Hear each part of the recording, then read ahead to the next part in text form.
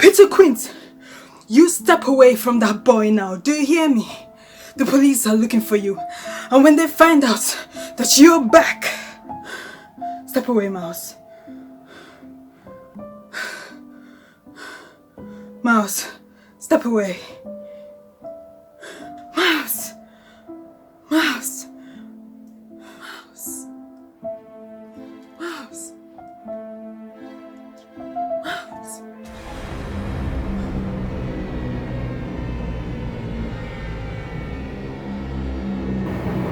You can't. Because you're dead.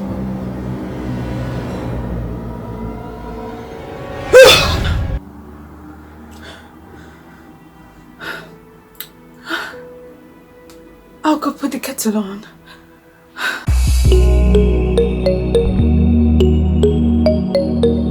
Hi guys, welcome to another episode of Rated Rachael, where I, Rachael, share my unsolicited thoughts and opinions about movies and TV shows that I love. And as you can see from the title, today's episode we're going to be talking about The Haunting of Bly Manor, which is a supernatural American Gothic series which is currently streaming on Netflix. And you know how we do it here, we break it down, we go into the inner caucus of the show, what was important, what was not necessary, and overall rating of the show.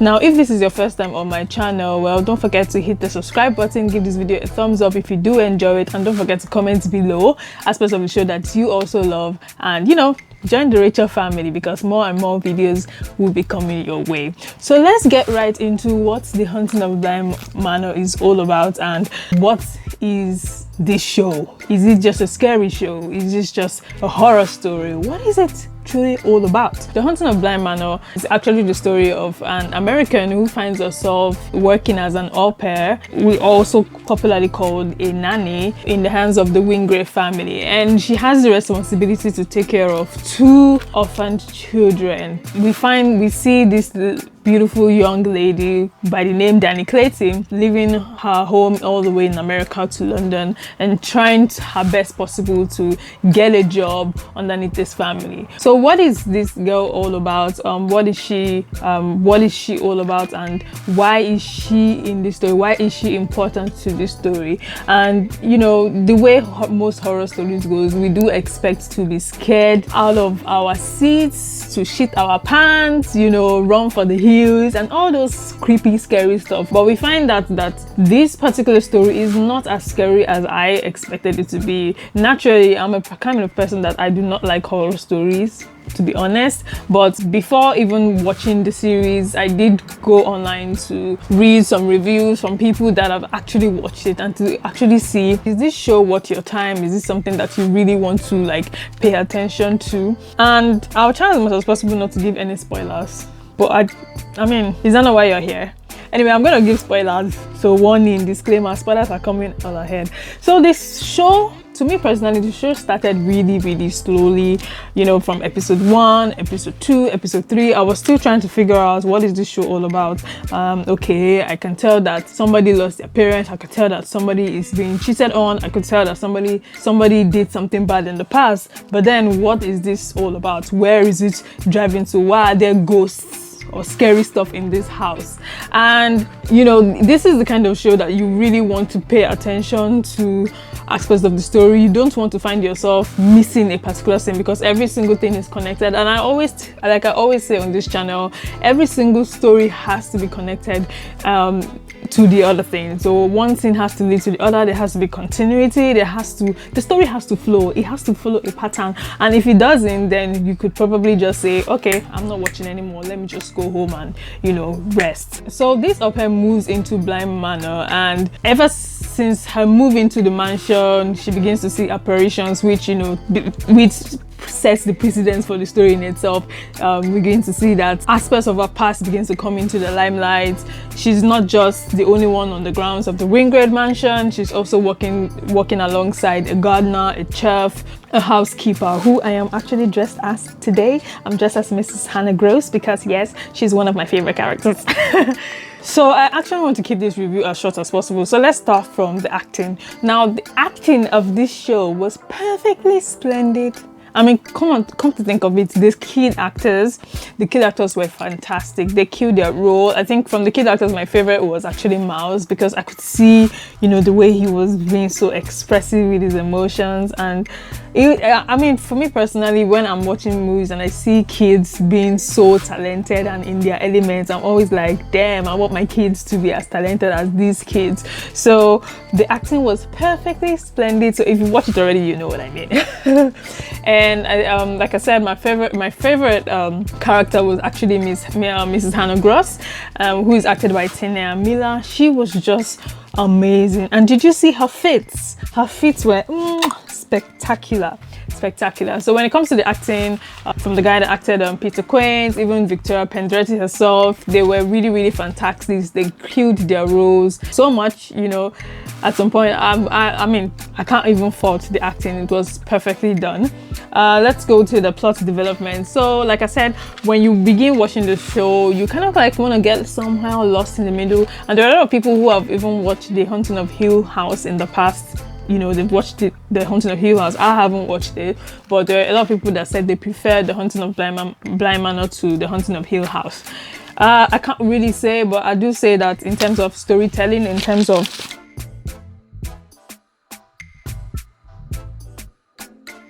so, like I said, you have to give the show like the benefits of doubt before you give up on it. It's not the kind of show where you say, okay, from episode 1, I'm already going to be glued to the screen. This is not that kind of show. So you have to really be patient. I'll say give it to like episode 5, even though for me, my favorite episode was actually episode 8.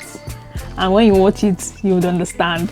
I think my favorite aspects of this series was the narration, which was done by Carla Gugino. Carla Gugino killed it. And you know, the most striking part of it was she was not even in all the scenes. Like she was only evident, like present in episode 1 and episode 9. But Carla Gugino, her voice, and you know, in the writing, I'd say good writing makes for a good story, right? So the writing of the show was properly done. And when you're talking of dialogue, when you're talking of conversation, when you're talking of, you know, the poetry, it was beautifully done. And there's an aspect of it where it says, this is us, and she slept and she waked and she walked. Wake, she slept and she waked and she walked and she forget. That was really, really like super amazing. Really hats off for Carla Gugino, because I think she's like my favorite actress right now, because she was really amazing. So yeah, if not for anything, watch it because of the narration, because it was perfectly done. And if you're like a poetry or literary person like I am, then definitely want to stay tuned to this particular show. So the costume of the show was beautiful. I can't even fault it at all. Like I said, Tanya Miller was like my best person in the show. So the show was set in sometime like in the early 2000s and late 80s. I think 87 and early 19s. So you get to see like the way the people are dressed, you know, in that time and era. So it was particularly done well. Unpopular opinions is the fact that it's not actually like a horror story, it's a love story. Yes, which is, I've never ever like had to watch a horror movie where the story is beyond the horror in itself.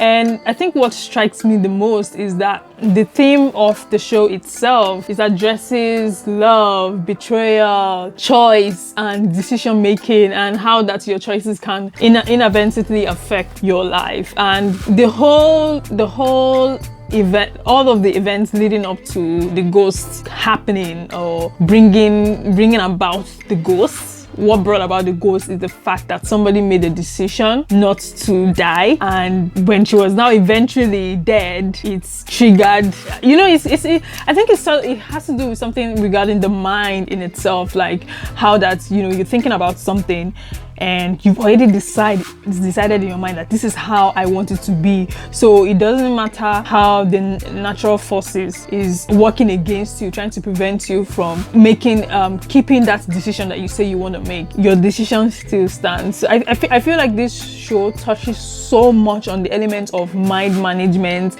decision making, and how that your mind itself is so powerful. Like, it's such a powerful tool. And as much as it's scary, and as much as it's fantasy, and as as much as it's supernatural and as much as it's horror, it just gives you that onus that, okay, this is beyond just a creepy stuff and somebody trying to make you afraid. You could tell that if you've already watched the show, so some spoilers are coming ahead, I'm just warning you, if you've already watched the show, you discover that even the way the person who brought about the horror things, and that's one of the sisters of the Bly Manor mansion, you could tell that it had to do, everything was all in her mind. When her sister wanted to kill her, she was like, no, I'm not gonna die. And it has to do with memory. So it's a memory thing, a mind thing, and it was beautifully written. I was really fascinated at like how somebody was able to think in that direction in order to produce such a story like this. So I think you should watch this series. It drives you towards the elements of the mind and how the mind itself is such a powerful weapon and how it can affect the way you live your life. So my rating for this show was actually 10/10, but I'm gonna minus like 1.5, 2.5 marks from it and make it 8.5. I hope that I got that math right. No, that was 2.5. No, 1.5. I'm gonna minus 1.5 to make it 8.5 because they made me wait for so long. Yes, they made me wait for so long before I could even like literally enjoy the show. And spoilers again, it did end. It ended. Just get ready to cry in some kind of way, because like I said, it's not just a scary story, it's also a love story. So you're gonna like have this feeling of, you know, frustration and resentment a couple of times, and anger, and you know, you're gonna feel happy because you're gonna feel it's a mixed emotions kind of things, like everything all together in a pot, and you're gonna feel happy and then you're gonna feel sad. So that is that kind of show. So the show has about 9 episodes, and each episode is running to like 54 minutes, 45 to 54 minutes. So you can literally watch it in like 2 days if you don't have anything doing. Here in the UK, we are in the next wave of lockdown, so we're literally not going anywhere. So if you have like enough time on your hands and you haven't watched the Haunting of Bly Manor, then you should definitely check it out. Like, I feel like it's a show worth watching, and especially when it comes to like, you know, production and, you know, directing and good writing and good storytelling, I think it's something that you definitely want to see. Now, there are other aspects of the show which I didn't quite understand. The fact that the kids didn't remember that such an event happened to them in their lives. As much as I want to believe it, the Miles and Flora were like 8 and 10, I think, as at the time the event happened to them. And I think somehow something as intense as that is possible for you to still remember. So I don't want to believe the fact that, you know, they actually did forget, unless they intentionally just said, okay, no, I don't want to remember these events that happened to me, because I know that somehow, of course I don't remember everything that happened to me when I was 10 years old, but I still remember some things, you get. And even though I might not remember it verbatim, but something as intense as that, something that, you know, affected my life and made me scared, unless I'm just in denial, like, okay, I do not know what happened. And like I said, it works differently for different people. You might not remember what happened to you when you're 10 years old. I'm not saying you have to, but I, for one, of course I don't remember everything that happened to me when I was 10 years old, but I'm just saying it's difficult to believe that, you know, now when they're older, they don't remember the things that happened to them when they were kids. Anyways, guys, I do hope that you enjoyed this short review. I don't want this video to be very long because there are a lot of things to unpack concerning the Haunting of Bly Manor, but I do hope that you enjoyed this review and it inspires you to actually see the show. And if you have already watched the show, let me know in the comment section what you think about the events that happened. Do you think it's something that might possibly happen in present day time? And I didn't know the importance of, you know, showing us the fact that Henry cheated, you know. I didn't know the reason for that, but if you know the reason, let me know in the comment section down below. Anyways, hope you enjoyed this episode of Rated Rachel, and I will see you in the next video. Don't forget to subscribe, click the notification bell so that anytime I post videos, you'll be the first to know. And until we see again, it is you, it is me, it is us. Bye.